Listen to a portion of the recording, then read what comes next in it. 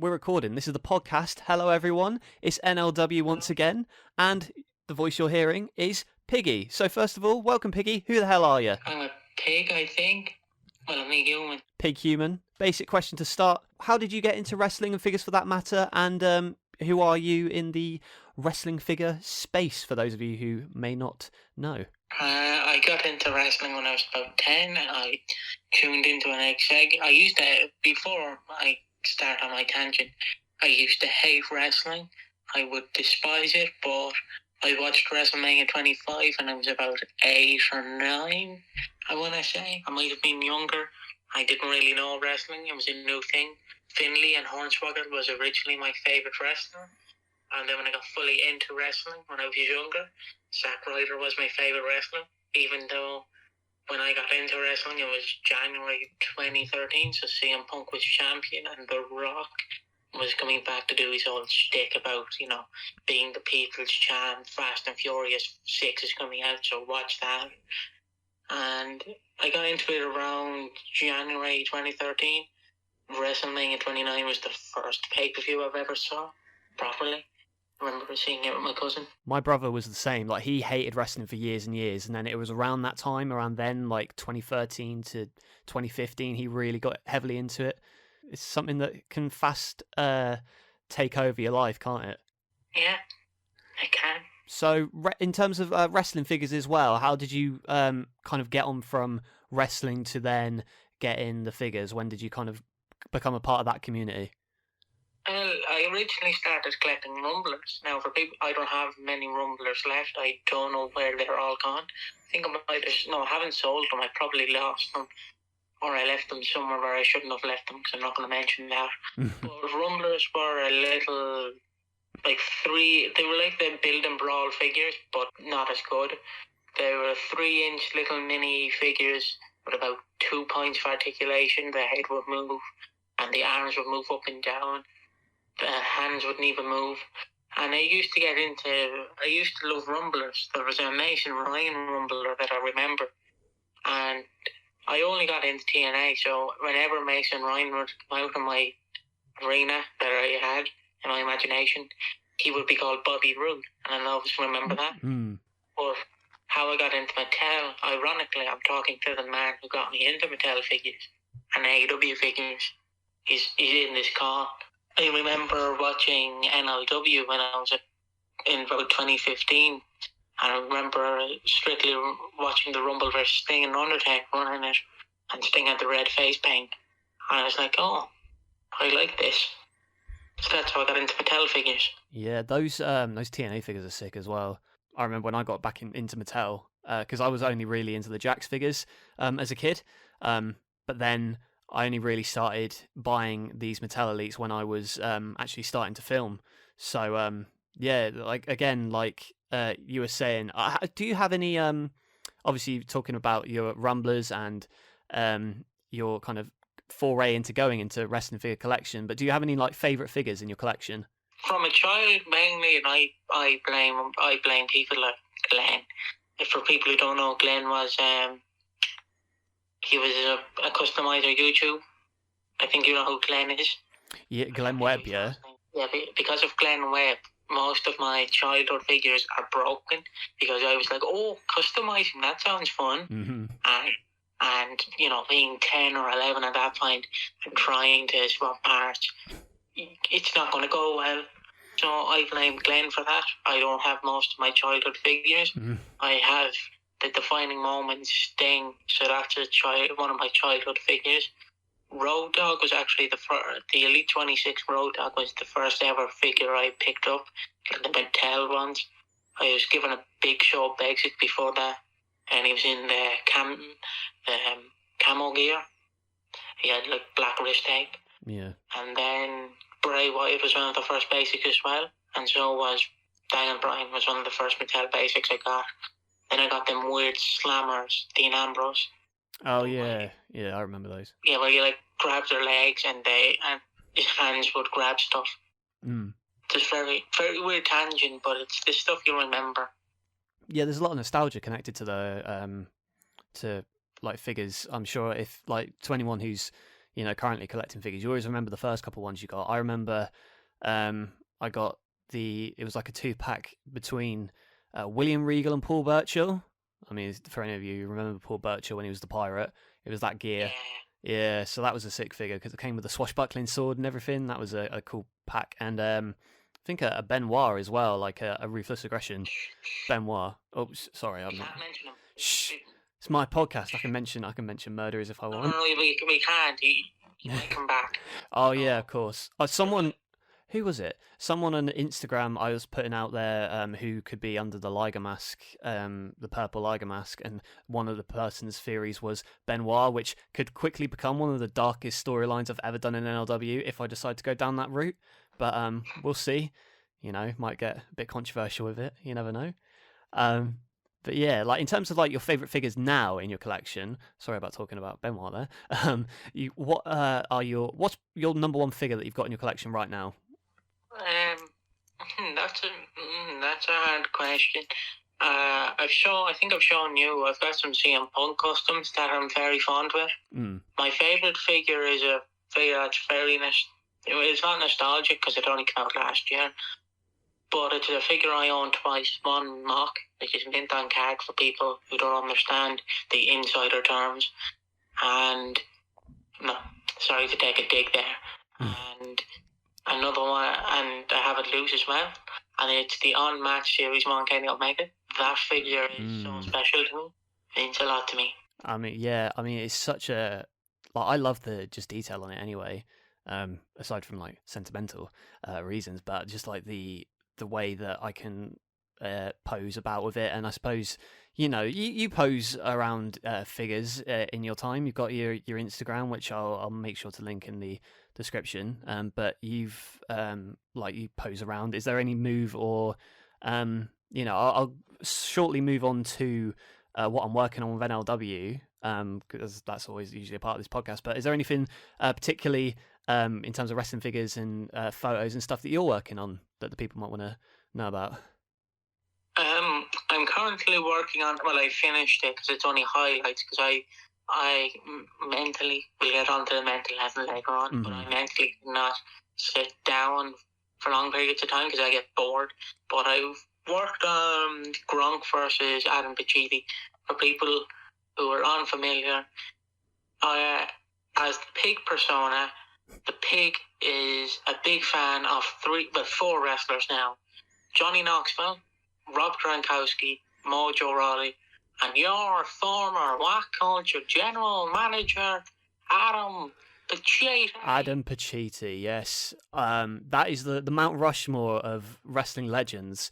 And I'm sure most of you probably know about What Culture and, about Cultaholic Now with Adam Pacitti. Famous story in the UK here. He was actually on a billboard asking for a job. I don't know if that's how he got the What Culture gig or the YouTube gig at the first place, but he paid to have you might remember this, where he paid to have a billboard of his face up in like London or something, and it just said, "Cool, I've spent my last however much money, £500 on this billboard." So yeah, quite a interesting foray into the wrestling world for him. But yeah, so that Mount Rushmore of people. Sorry, I cut you off there. Yeah, that sounds cool. What you're working on? What I'm working on personally for NLW 106. It's the episode coming in about a month's time. Obviously, NLW 105. Grateful for the response to that episode. At the moment, I've kind of changed up my arena, so there'll be some behind-the-scenes footage of that soon, as well as I'm just editing match cards for the future. I've written a lot in my downtime for the next 2 years of NLW. I know it's a bit over preparedness. Yeah, I've written up until WrestleMania 6. I kind of got a bit I don't want to say manic. I don't want to be the word, but I just kind of went into like a sprint of I'm just going to write. Into the future, I'm going to write loads and loads of stuff, and yeah, so I've got a lot of cool plans for the next 2 years, and that's before I've even filmed WrestleMania 5, and of course, Metal Wrestling will be this Saturday, hopefully, because by the time this video comes out, I might have gotten lazy and not filmed anything, but yeah, because there were points this week where I wasn't, I would say mentally kind of drained, but maybe a little bit. You get burnout, I'm sure I've discussed it on this this podcast before, just got kind of getting mentally drained of wanting to film NLW and stuff. So getting back into that was good for my mental health, I would say. And you talked about it a little bit earlier. Do you want to have a riff about mental health? Because I know, especially in the wrestling figure community, it is quite an outlet, isn't it, for people who suffer from what have you, depression, mental health issues, that sort of thing. So do you want to kind of go off on a tangent about it? Because I know we've kind of talked about it together, haven't we? Yeah, we have. We talked about it in the wrestling community, the figure community, not the IWC, because that's a different community that we're not going down that rabbit hole today. That's a very toxic community. Yeah. Same with the figure community. I personally have experience with that. But for the most part, the wrestling figure community is a great way to try and let out your creative side. Because for people like me who can't draw or write, it's a great way to go, wouldn't Wrong versus Johnny Knoxville just be a weird match to put together? Or Adam Pacitti versus Hulk Hogan, two icons of professional wrestling colliding. It's a very hands-on as well, I would say, a hands-on method of kind of creation that you kind of get with art and drawing and stuff, but like to actually be able to kind of pose these figures about, and it's quite a visual thing. And then there'll be people going, but that's not realistic. It doesn't have to be realistic. Art is not always realistic.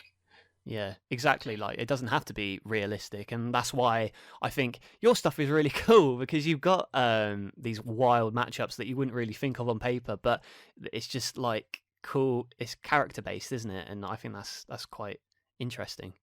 Yeah, it's interesting because many people don't know about people that I have in my collection, like your Monty Browns, your Homicides, your Hernandez. They wouldn't really know.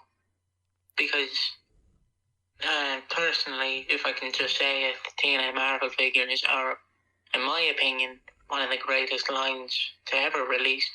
We'll get into that later on. Mm-hmm. But with mental health, it's a very hard balance. I know I struggle with it. I'm not going to say what I have, because that's for me and for my friends. Mm-hmm. No offense, Fergie.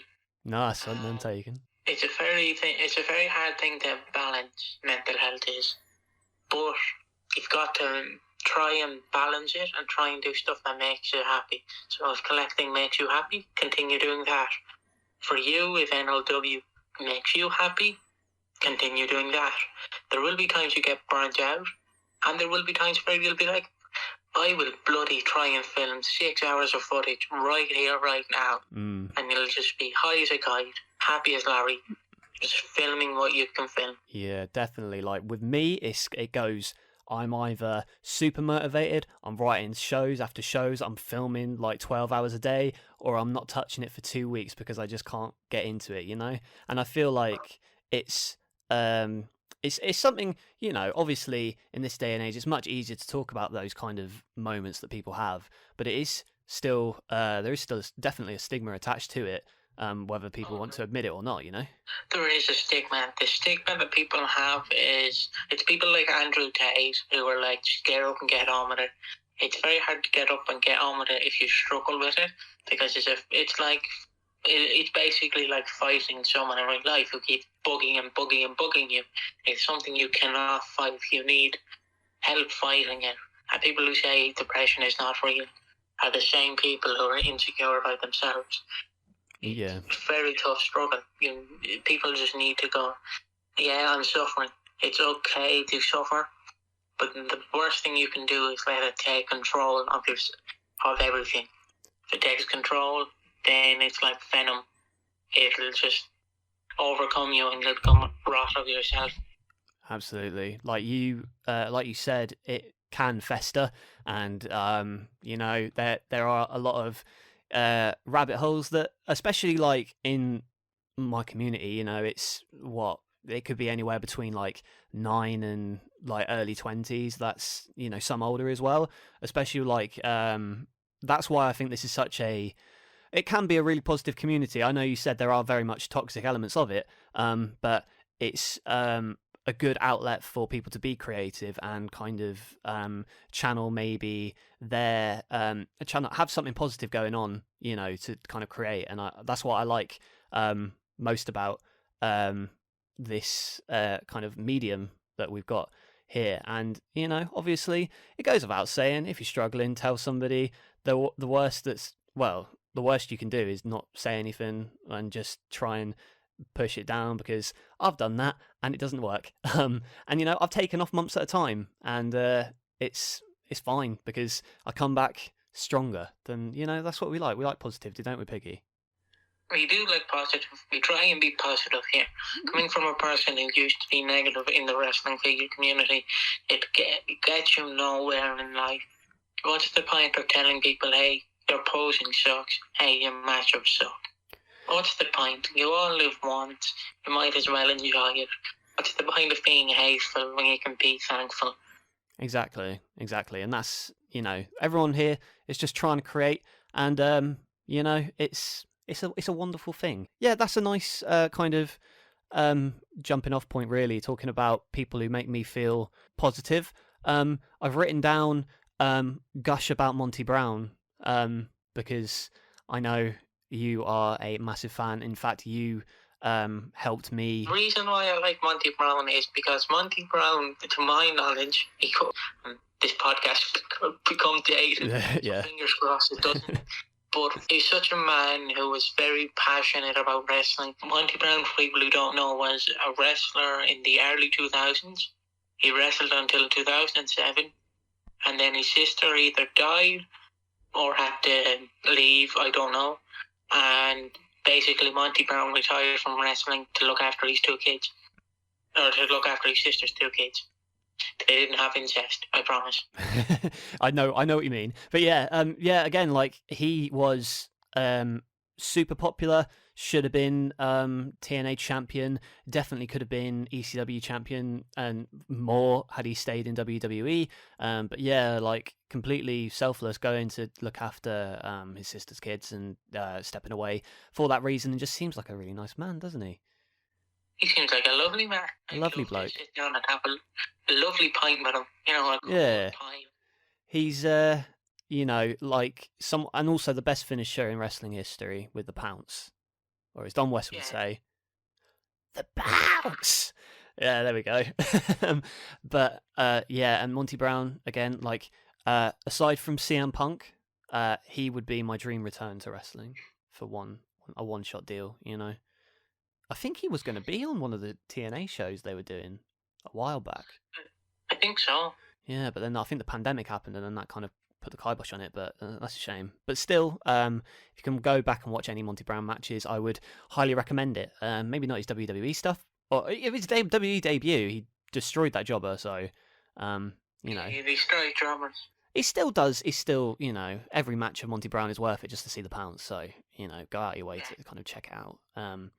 But wrestling figure news, not really a lot of new news. There is news that the AEW Supremes Series 2 have started shipping in the past week or two. So we've got Kenny Omega with the white trunks and also the black kind of ensemble he's got. And we've also got Malachi Black, who, the attires are cool. I like the antlers and things on those, but the face scan might leave a bit to be desired. So I wonder, what are your kind of takes on those AEW Supremes, and maybe your takes on, like, the whole current wrestling figure landscape. I know it's quite a broad spectrum, but what are your thoughts on the current generation of wrestling figures, whether that's Jazzwares or Mattel? I think Jazzwares gets a lot of hate because they outscale their figures, but genuinely, I look at it this way: Mattel is a much larger company than Jazzwares. Yeah. So Jazzwares does not have to. It's trying to perfect, but it's hard to perfect when you have people going, well, why don't you try harder? It's hard to try harder when you're already trying hard to bump out these figures. Yeah, absolutely. They do, like, again, I think it's just generalization. Why can't they be as good as the other figures? But there is a lot that goes into it, like, you know, marketing and just the sheer size of the company. You don't have the money to pump into it that Mattel might do.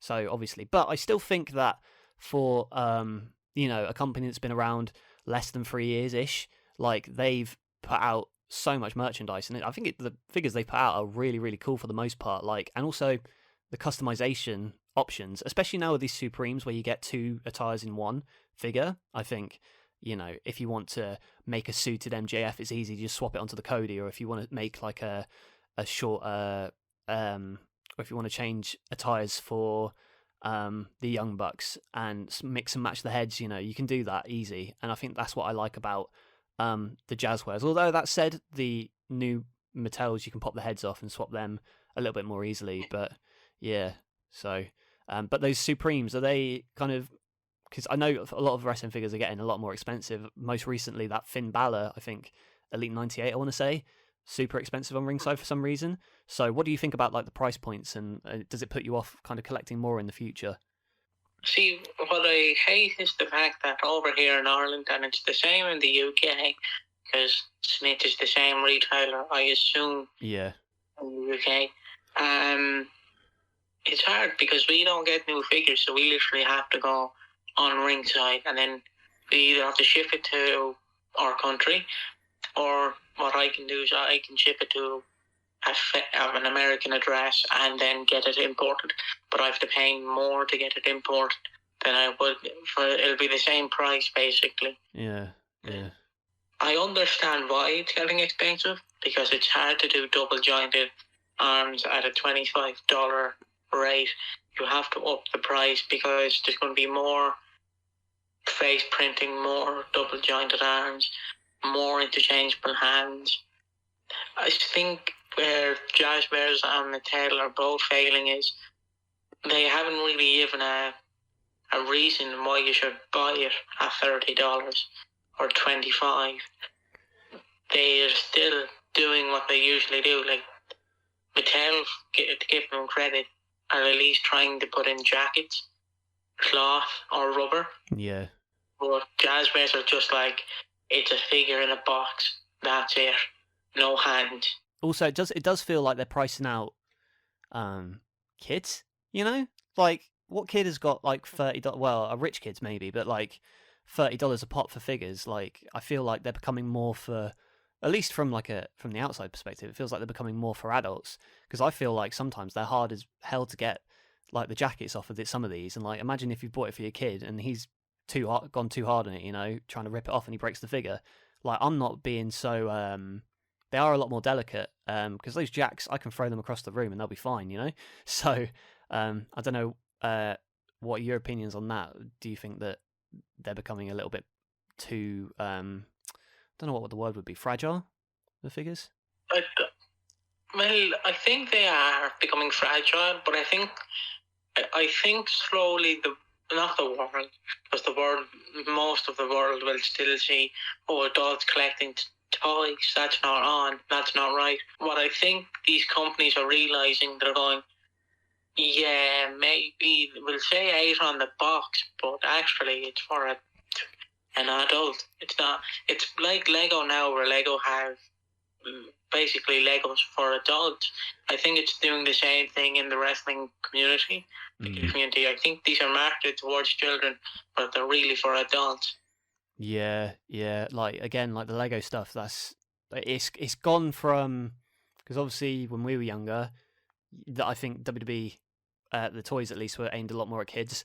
Now, you know, we see the kind of, especially with social media and like Instagram and stuff like that, the community grows, so they cater more towards that demographic, and I can understand why it might be easier to charge out the arse, so to speak, for updates and figures and stuff like that. So yeah, I do understand it to an extent, but yeah, I've only just been thinking that recently because I'm poor as hell and I can't afford the new Kenny Omega. It's like 55 quid, 60 quid, something like that. I tried to get it, see if I could get it imported, and it would be like 70. So I think I might pass on that, especially in the current cost of living crisis, not just in the UK, I suppose everywhere really. But yeah, On lighter news, well, it's not really light. War games. You been keeping up with the WWE product, Piggy? I've been, well, I haven't really watched most of the wrestling, but I've been, I go on Instagram and I look at the highlights and I'm like, oh, that happened. Oh, that's fun. Sarah Logan is back in WWE. Oh, that's fun. Well, at the time of this recording, she's back. Yes. Yeah. And Theory. What are your thoughts on Theory? Theory seems to be quite a controversial figure. Well, he's a good performer. I don't think there's really a bad wrestler. Well, I know that'd be dated once we get to the TNA review. Yeah. Because I have someone down as a bad wrestler. Yes. But I don't think he's a bad wrestler. I just think he gets a lot of hate because he's fun to hate. Like, people loved to hate John Cena. I think that'll be the same for Austin Theory, where people will be like, it's just fun to hate him. And I know people will be like, no, it's actually serious. Lads, at the end of the day, it's pro wrestling. He's only a character on television. No need to hate him. No, absolutely not. And I don't think it's the same kind of go away heat as, say maybe a Baron Corbin has, but I suppose it's just because Corbin's been around for so long, he is competent. It's just like, it's just the fact he's been around for so long, I think. Theory as well, I think that he's got a lot of room to grow as a performer. And I don't think this Money in the Bank thing, losing that will hurt him really. I don't think he was doing anything beforehand properly. So I don't know. I think maybe people might be overreacting a little bit about this Theory losing the Money in the Bank allegedly, because he wouldn't have won. I don't think he would have won the Undisputed Championships. But do you reckon they should get rid of Money in the Bank? Because it feels like they've kind of run it into the ground the past couple of years. I think it's just been running into the ground because Vince has had this idea that wrestling should be more, more 80s like. Yeah. And he knew how to book a Perfect Company in the 80s, but he didn't know how to book in, let's say, 2018. So the concept of Money in the Bank was horribly done. But I think with Triple H in charge, he will know how to properly build it.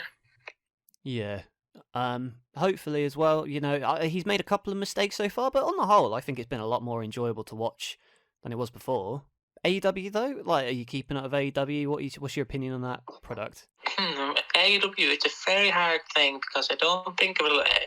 I think we're generally just around the corner from another wrestling boom with Triple H in charge, and it won't be as big as the Attitude Era. But the reason I mention that is AEW is a good product. It's just at a weird point because they had a lethal dose of venom or a lethal dose of poison injected into it because you had the whole all-out post-media scrum kind of thing. So it's kind of hard because they don't know what to do. They're only trying to write as they go along. Because to my knowledge, in 2019, Tony Khan had 2020 and 2021 written out perfectly. I don't know when the wheels really started falling off. I think it was probably the start of this year you started to notice a little bit of a downturn, and then particularly after Double or Nothing, it got really messy. Even before the Brawl Out stuff, I think that was just everything exploding. But is there, I don't know, what would you do? Not necessarily anything needs to be fixed. I think they've got the tools there. It's just taking time to get back into what made AEW successful in the first place, really. What would you do to improve the product on screen? Hire Monty Brown. There you go. There you go. Genuinely. Dude, they got Jeff Jarrett back. You can bring Monty Brown back. Long-term booking, Monty Brown beats Jeff Jarrett because of TNA Resolution 05. Yes, for the AEW Championship. Jarrett beats Moxley. MJF. No, you dump MJF. MJF goes to the Fed, and then you have Moxley lose to Jarrett, and then Monty Brown comes in and beats Jarrett. There you go. Exactly. No, but you have to have Jarrett literally beat MJF and Moxley in about 3 seconds. Yes. Get the heat from TNA all over again. Have them just beat them clean. Absolutely. TNA. TNA. Biggie, I mean, I can cut this out, but apparently, a little birdie told me, you said you're a controversial figure. Why do you think you're a controversial figure? You've been nothing but nice to me, so I wonder, are you a controversial figure in the wrestling figure community? You said you used to be quite negative, so maybe that... Yeah, I used to. I used to be hateful to people because I didn't know how to control my emotions and I didn't know how to control myself, so I used to use a lot of hate. Famously on Instagram, someone photoshopped me saying the very no word, and people can figure out what the no word is. I'm not saying it, and I'm not going to imply what it is. Yeah. A lot of people used to hate, and still probably do hate me. I tried my best to really get to the bottom and try to squeaky clean my reputation. It's hard, but I try my best. I'm not that much of a controversial figure anymore. Like I say, when people have seen our announcement, I say that most people weren't too high because people don't know me that much. They don't know the guy behind the big persona. Well, maybe in your circles, but I feel like I've cultivated, not to brag or anything, but I feel like I've cultivated quite a positive community. You know, I don't like to fester negativity. Like, I don't think, I would say for the most part, I would say 100% of the interactions I have. Well, there's always going to be one or two people who aren't, my cup of tea. But like, I would say like 99% of the interactions I've had have been positive, and you're always going to disagree with people, and there's always going to be stuff where.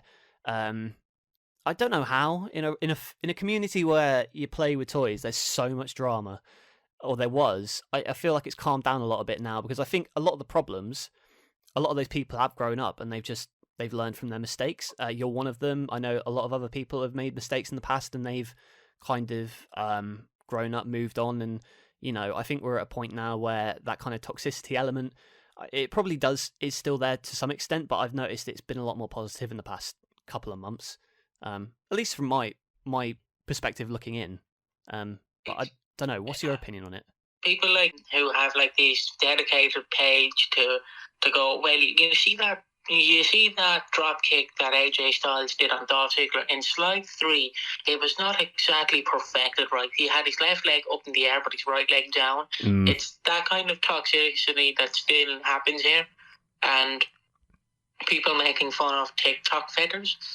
My stance on that is yes, they're TikTokers who are pig fetting, but you let them be. They're 12, 13, they're basically picking on children. Yeah, exactly. And it's like, the people kind of like leave it out. Like, people are just, it's a hobby and people can do whatever they want with it. They can do VidFed, they can do PigFed, they can do stop motion, they can do whatever they want. Like, as long as they're not actively harming anyone or actively, kind of shitting on anyone, I think they have every right to just be left alone, basically. And I'm glad to hear that you're not as controversial as you once were. And again, it's a message really that like sometimes people make mistakes and they grow up and they learn, and we shouldn't hold them unless they're a terrible person, like in general. But yeah. you don't know that. That obviously exceptions. Yeah, unless you're Chris Benoit, or. Allegedly. All right, yeah, allegedly. We could go into the allegedly. Sorry, we can go into the allegedly for a bunch of these wrestlers for days on end. Hogan, yeah. Jarrett, yeah, actually no, yeah. But yeah, so, in terms of what advice would you give if you're having, if you're being bullied or something, bullied online, cyberbullied, that's the word. What was your advice? Like, how would you cope? Try and not really dig into it, because at the end of the day, they're only a face on the internet. There's a 99% chance you'll never meet them in real life. Mm-hmm. There's a 1% chance you might, but at the end of the day, that is unlikely. People like to make fun of people because they're insecure. Absolutely. And my advice is try and ignore the hate, because at the end of the day, that hate will just, it's like a fire basically. If you see a bonfire going out, you either try to not ignite it, you try and not add fuel to it, or you try and make it as big as possible. And what I'm trying to say here is try and not add fuel to that fire, because if you add fuel, you'll end up burning grass, you'll end up, hurting civilians. Yes. It's the same online. It's just what I don't like is, again, going back to what I said earlier, what I don't like is you have these people who are like, you only grew up with this. You know you're elite if you grew up with this person. You know you're elite. Yeah. I seen one that had you and some other pick feathers, and I was like, why are you comparing this pick feather to this one to a stop motion YouTuber? It's like, that's two different categories. I understand you also do pick feathering, but they were talking about the time you only did stop motion. Yeah. Like, yeah. I mean, people change. Like, what's the point? Yeah, people change. I know. I understand that people like nostalgia though. So it's fair enough. But as long as you're not really dragging people's name through the dirt, is basically. And you'll get hate comments. I do, and it still affects you. Like, even if you think it's silly, it does affect you, like, to a sliver, like a little bit. But it gets less over time, doesn't it? And when you talk about insecurity and people bullying because of insecurity, again, like, everyone goes through it, and I think that the sooner you learn that no one else. That sounds really bleak. That no one else matters, but you know what I mean in terms of, like, your mental health and stuff. Like, you like, opinions of you don't matter unless you've done something terrible. I always have to put that. At the end, because somebody might say, "Well, what about racism or something like that?" And I'm like, "Oh, well, yeah, obviously, but transphobia, well, obviously, yeah, and that's it. Yeah, exactly. Just anything really that if you're horrible about. But for the most part, people make mistakes. We've got a little bit of time left, so Desert Island Grabs. Everyone knows about Desert Island Grabs. Cultaholic did something similar to this. It's a spin-off of Desert Island Discs. Basically, you're on a deserted island, yeah, if you want to describe it, Piggy. Sorry. Basically what Cultaholic do, that Cultaholic ripped us off, I should add, they ripped us off. Basically, you're trapped on a desert island. We've burnt you a DVD of your 3 favourite matches. You're on a desert island and somehow you have a TV. We don't know how the TV got there, but you have a TV and you have 3 matches on the TV. What 3 matches? But I or you, Brian? I don't know who we're choosing first. So I'll just do mine quickly, and then I'll ask you. So my 3, because I want to do this with other guests as well. I want to, like, make this a regular thing. Obviously, well, I say I stole it from Cultaholic. You can argue that they stole it from us. Who's to say, honestly? But my Desert Island Graps. First one would be TLC 2 from WrestleMania 17. Just the fact that that was one of the first matches that I've probably watched over like 20 times now. The spear from Jeff Hardy, from Edge to Jeff Hardy off the ladder, insane. Omega Okada 4, because I'm a little mark, a smart mark, and I like my lengthy Japanese wrestling, and that's like the peak of Omega's IWGP title run. When he won that belt finally, and probably the peak of my New Japan fandom. And for a classic one, I'd say Eddie Guerrero and Rey Mysterio at Halloween Havoc 1997, because they were ahead of their time, and a fantastic match, and a really cool outfit from Rey Mysterio too.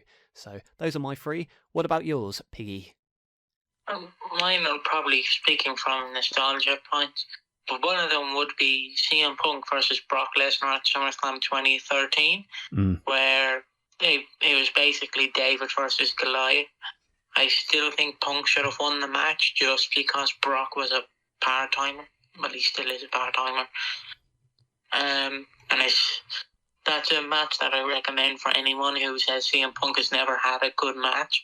That is the definitive CM Punk match, because it's just him trying to beat or overcome Brock Lesnar by outsmarting him, and it's just a great match that I recommend. I've used that match so many times as a reference for my own matches. Yeah, what's your second match then?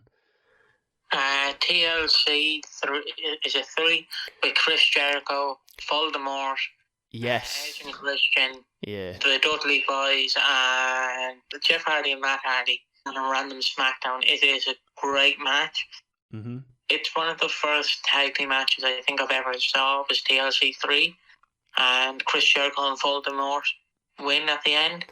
And they don't hold back in this match, by the way. Even though it's on the SmackDown, they still go in some ways even harder than they did at WrestleMania 17. And you add 2 extra bodies in there, it's pretty good. Who knew Voldemort would make a great wrestler? I know. Crazy that. I especially love when Voldemort didn't Voldemort break his neck in that match? Or He was it did. the He one did. after it? He broke his neck in Yeah. that match, but then he wrestled for like another month, and then realised from that he needed to take time off. So yeah. Oh, it broke my neck. I think I might just work another match. Well, he wasn't the That's best at all. decision making, as we found out in time. I'm sorry, that's dark, but We found I can't believe we found that out in the Harry Potter films. Who would know? Who would funk that? oh, of course, yeah. And number 3 in Desert Island Graps. Oh, my number 3. That's one that I still think about. I think it would be Christian Cage versus Monty Brown. 2 of my favourite wrestlers battling it out on the big screen. Well, big screen-ish. I forget what pay-per-view they fought at. I think it was TNA Resolution 06, I want to say. It would have been 06, yeah. It's just a great match between Christian and Monty Brown. I recommend it. It's probably Monty Brown's best match just because he's with the instant classic, the Peep Show. I'm going to have to watch that. You're going to have to suggest that pay-per-view. I'll find it after this and we'll watch that, I'm sure. But that is a nice choice. Well, I've got some NLW updates, so I'll get through that and then I'll get to the patron shouts out. So, first of all, NLW updates. Metal's coming this Saturday, and then of course a TNA review from us at some point, maybe this week, maybe next week, I don't know. I'll see how editing wise it goes. If you like it, we'll continue reviewing OA TNA if you like it. Yes. I personally am trying to egg Fergie on to watch. Trying to watch the pay-per-view, but he does not want me to watch the pay-per-view. They are. I'm sure we will do the pay-per-view at some point. Patreon shouts out. I'd like to send a big shout out to Cringe God, John, Joshua, Anthony Hill, Brandon Furman, Brother Duzan, RSW, Casey Hellschool, Cupid, Devin Downlin, Flynn Lampkin, Jason Beggs, Ryan McCarthy, and Kid Zap. Thank you all for being patrons. If you want to subscribe to the Patreon for just $1 a month, if you want, head over to my Patreon. The link's in the description. Get a bunch of bonus content on there, including some of the stuff I'm working on in terms of match graphics and more. Hopefully, going to be uploading a show. And you can watch the Greatest Royal Rumble already, by the way, if you sign up to the Patreon. So, might be worth a look. It's a great match. Yes. I recommend it. Themes of this podcast are very interesting to talk about. I thank you very much for being on the podcast, Piggy. Is there anything you'd like to say? Anything you'd like to plug? No, I don't want to plug anything, but if you guys enjoy this and want me to become a bit more of a regular guest to help out Mr. Fergie, just let him know. Absolutely. Only I can call him Fergie, though. Everyone else, you have to refer to him as Fergal or NLW. If you like to hear my dulcet tones of voice, I just recommend checking out my Instagram. Links in the bio. I want to thank Cringe God for being such a lovely person. From the stories I've heard from NLW, you seem like a lovely person. I just wanted to thank you for being a lovely human being. Oh, that's really sweet. I'm glad that you've shouted out someone for being a nice person. And yes, shout out to Cringe God and all my patrons, actually. So thank you for listening to this podcast. It's been Fergal and Piggy. Bye. Yeah, he's holding me hostage. And we'll see you later. Tough. Goodbye.